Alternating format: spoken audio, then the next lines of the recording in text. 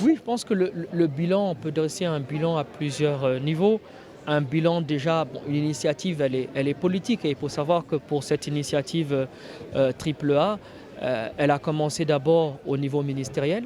C'est d'ailleurs un des pères fondateurs, ou le père fondateur, c'est le Premier ministre Arnouch, qui à l'époque, en 2016, à la COP 22, était le doyen des ministres africains de l'agriculture.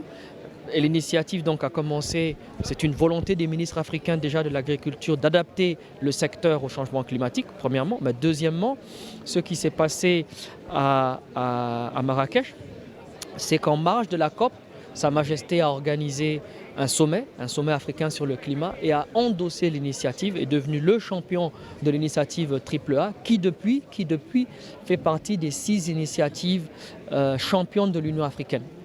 Donc ça, c'est déjà une grande victoire. Il existe plus d'une centaine d'initiatives au niveau du continent.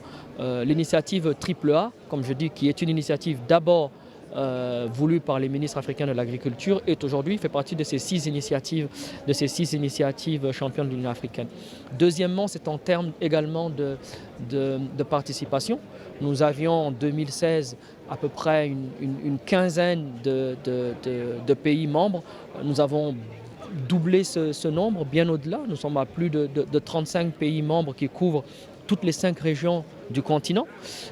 Donc c'est une autre victoire en termes de participation, de couverture. Sur le plan strictement maintenant de la mise en œuvre, ces 7 dernières années, nous avons soutenu la formulation de plans d'investissement dans à peu près 10 pays pour un montant total d'investissement de 2,4 milliards. Et notre objectif maintenant est d'aller à la mise en place d'assistance technique, à la mise en place d'une plateforme technologique pour mettre en lien les porteurs de projets et les bailleurs de fonds.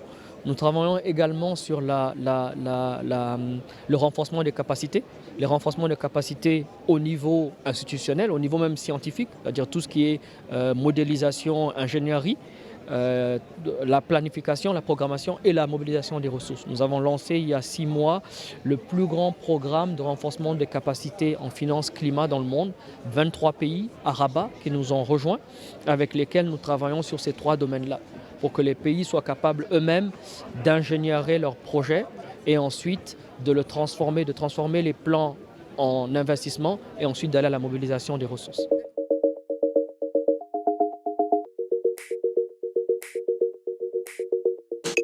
Nous sommes aujourd'hui dans la phase vraiment de mobilisation des ressources et c'est bien ça.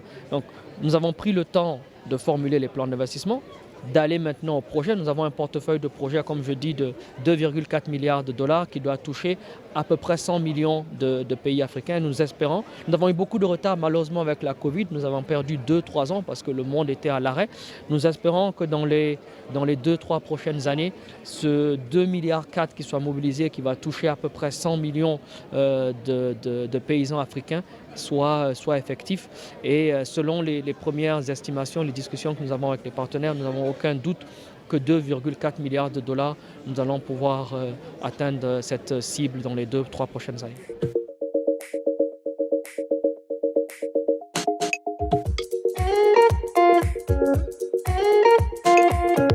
Nous avons, d'ailleurs, hier, nous avons tenu 2 tables rondes, une table ronde avec la communauté scientifique et une table ronde avec les partenaires techniques et financiers. Nous allons d'ailleurs proposer les recommandations. Nous avons à peu près 3-4 grandes catégories de recommandations.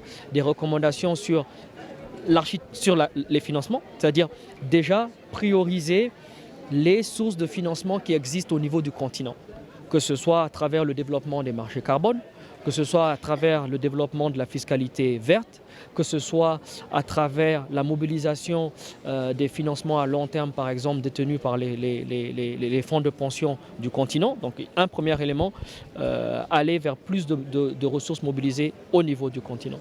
Deuxièmement, la question de la gouvernance. Comment travailler avec les États pour avoir plus d'incitations pour le secteur privé, plus d'incitations pour les investissements, la question des données climatiques et de tout ce qui est techno, et bien sûr la coopération et la collaboration de manière élargie.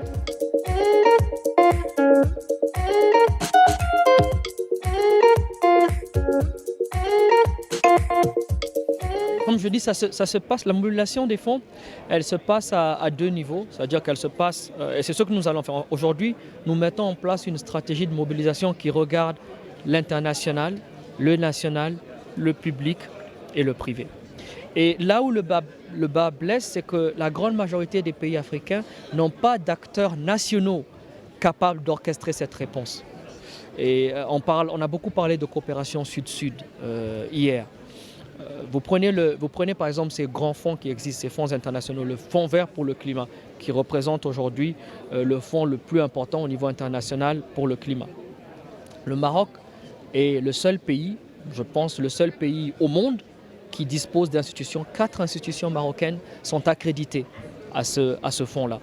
L'Agence de développement agricole, la Banque commerciale Attijari Wafa, l'Agence marocaine sur les énergies renouvelables, Mazen, et puis